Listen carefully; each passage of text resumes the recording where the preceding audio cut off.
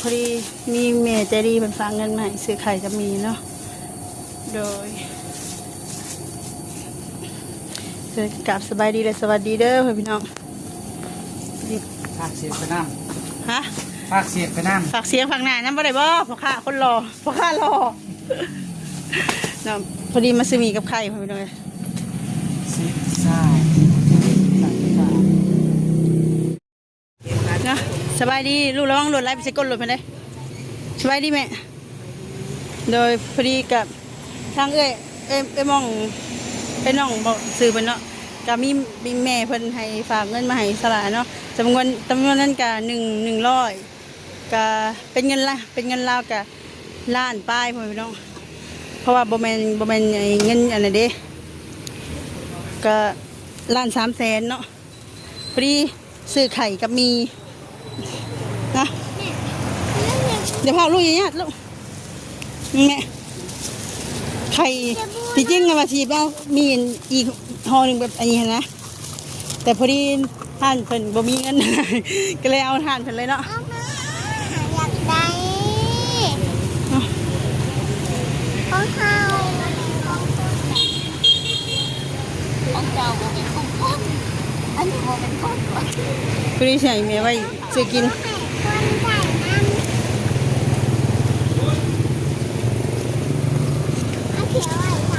เนาะแม่เอาไว้ซื้อกินเอาแม่เพิ่นเห็นมันกำลังในคลิปอยู่เอาไว้ซื้อกินเอาเด็กน้อยคนละ10,000แม่บ่สบายบ่แม่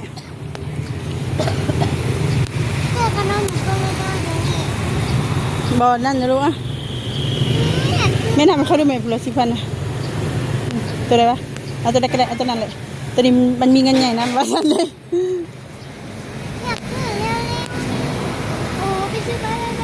เดี๋ยวไปซื้อไหมลูก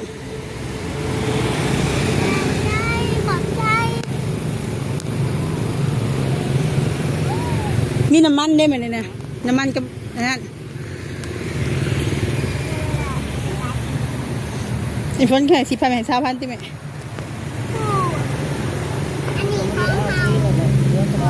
30เด้รวมทะเลกัน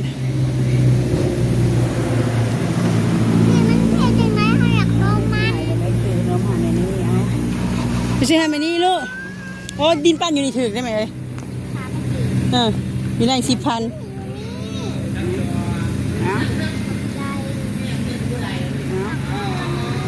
ซื้อก็ซื้อไปก็ลงไป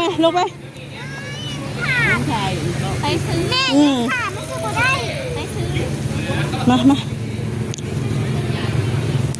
เป็นคนโดนจะกินขนมกินจูใจเลยเนาะให้บุละ10,000ป้าตัวแม่ให้บุละ10,000แล้วไปจ่ายบุละ20,000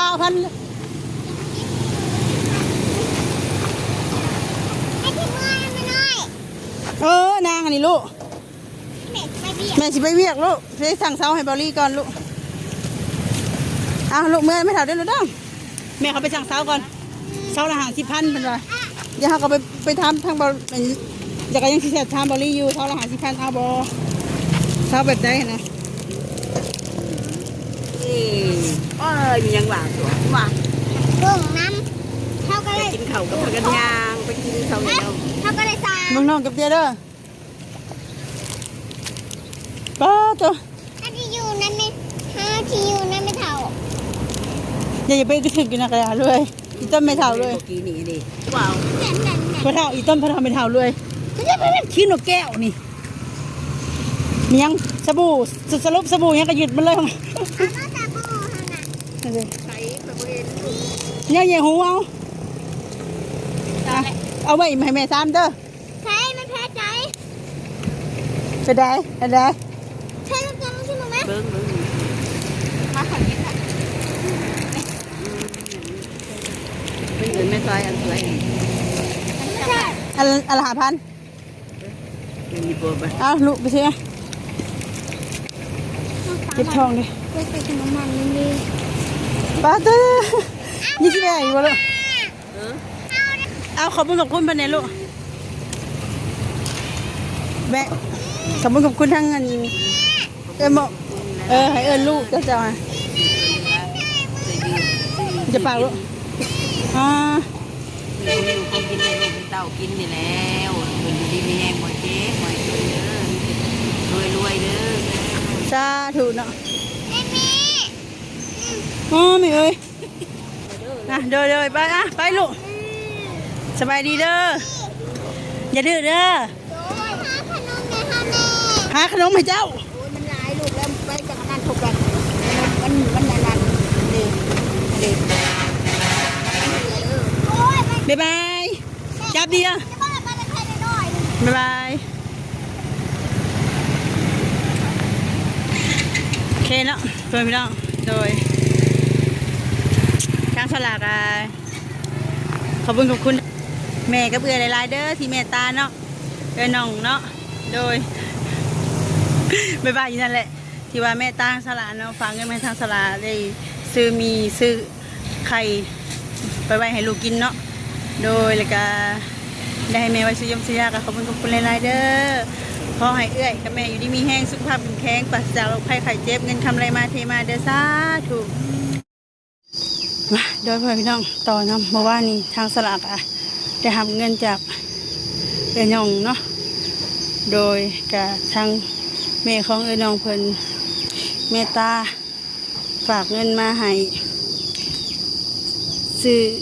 แบบซื้อมีซื้อไข่พอได้ใช้จ่ายแหละพอพี่น้องโดยสรุปกินเนาะก็ไปเอาแล้วก็ซื้อมียังเรียบร้อยคลิปเมื่อวานนี้ก็ถ่ายบทจบฝนตกก่อนพอพี่น้องก็เลยมาต่อใส่กับอันนี้เนาะก็สิขอบคุณแม่เพิ่นแล้วก็ทางเอ็นน้องทางนี้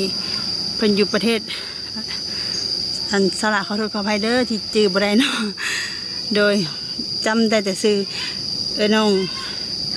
แล้วก็ทางแม่น้องเพิ่นแม่ตาเอ็นดูอยากให้ดูสาวหลานได้กินข้าวต้มขนมอยากสดๆเข้ามาแหละพอได้ซื้ออยู่ซื้อกินโดยมีการลังต่อไปพอไม่ได้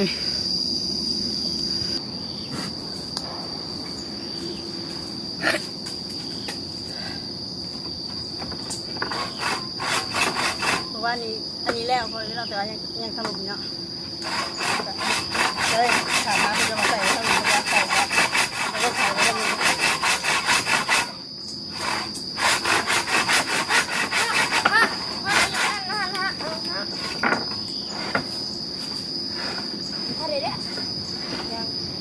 ใส่หนีจับดูจะบอกมา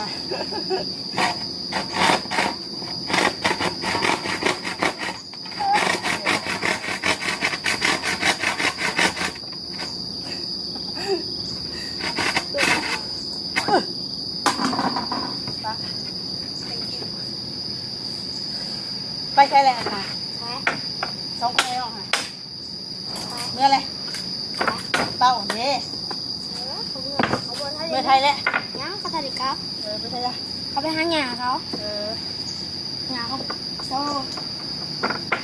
แล้วก็พี่หลาบแล้วก็มือนี่มันคือโยงเย็นฟ้าไง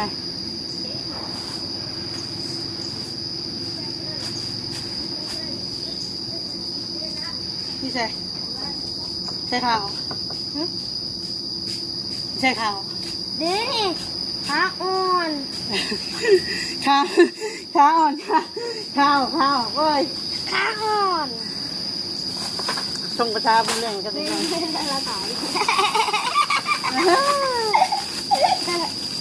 สบายดีไหมเป็นบริเทียงซื้อป่ะเห็นนี่ผู้ใหญ่สบายดีตายเลยละทีเลยข้าวบอกแพ้ข้าวบอกไว้โคตรโมไปใช่ไหมเมื่ออย่างเงี้ยอย่าหอกกันนะมือมันได้ช่างขับกล้อง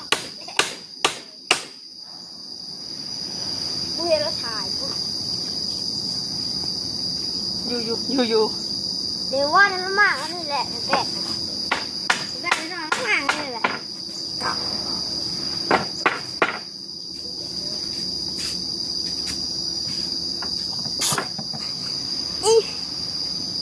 ทั้งหมดยูสุทั้งหมดเราสิตัดต่อ ตัดต่อเยอะวันนี้ลูก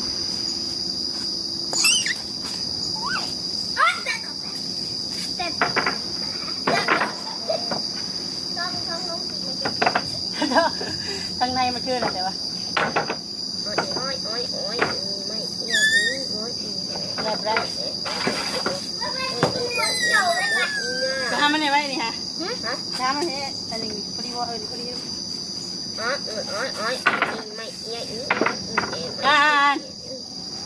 เปิดคลิปอยู่ว่าละหมกได้ไม่เล็กน้อยเงี้ยมาละหมกตายเลย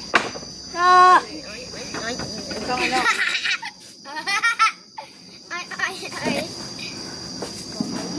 อันนี้เล็กน้อยว่าดังว่าถึกบ่ได้เลยมันผิดกฎได้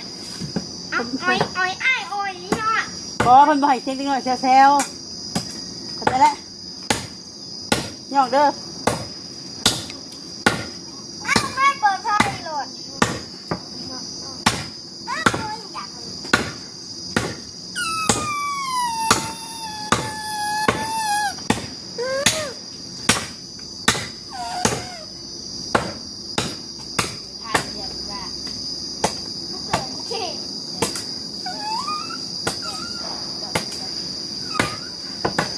เขาไม่ได้เทเนาะใครเข้าเทไปบ่สุเดี๋ยวเลยไปเลย ขี้โม่ หมูในไซ แม่ไม่เทไปฮะไปเก็บที่เขาเรียกอะไรเงินดิ แม่หายไปใช่เลย ใช่เงยไปบ่แม่นเขาเทเล็กไปบ่ ไปแล้วเปล่า ไปแล้วบ่ข้างก่อนนี่ก็ไปแล้วบ่ไปแล้วบ่ไป ไปอยู่แล้วเพลงมันได้ใจเลยมันได้เอ้าจริงแล้วมือมาต่อกี่ยาดูยาเยอะแยะเยอะมันกินไม่เยอะบ้างวะบ้างถึงจะลูกเนี่ย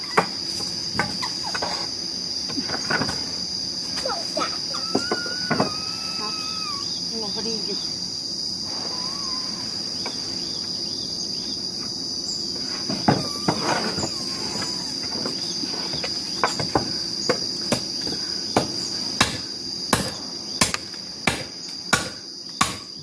ลงมาเลยแหละ ไปอยู่เลยใช่ปะมันบริเฮียนเลย เขาเงียบบัดเขาเงียบจากมา ใกล้มันเลยเมื่อกี้บอกว่าบริใกล้เลย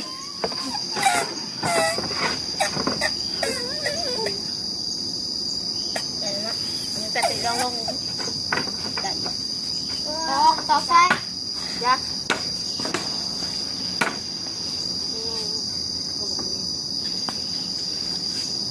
โอเคพ่อแม่พี่น้องเลยตอนนี้กำลังงานเห็ดอะไรอยู่เนาะเห็ดโต๊ะปูพื้นทั้งลุมมันพอไปแล้วโดยทางสลากะตัวใส่เสื้อต้องขอบคุณทางเอ็นน้องไลน์เด้อแล้วก็เมย์เป็นน้องสิว่าฝากเงินมาให้สลาเนาะซื้ออยู่สกินกับขอบคุณไลน์คอยอยู่ดีมีแห้งสุขภาพแข็งแรงปราศจากโรคภัยไข้เจ็บเงินคำไรมาเทมาเด้อสาธุโดยปรารถนาสิ่งใดขอให้สมความมุ่งมั่นปรารถนาอายุมันคนยืนโดยแล้วก็ขอบคุณมือลูกมือดังแล้วก็ขอบคุณFTมาทุกคนเนาะที่เป็นกำลังใจสละที่ส่งคอมเมนต์บนคลิปสละที่ผ่านมาแต่ต้นจนจบโดยที่บอกขามโฆษณาขอบคุณหลายๆเด้อสำหรับคลิปนี้ก็ขอกล่าวคำว่าสบายดี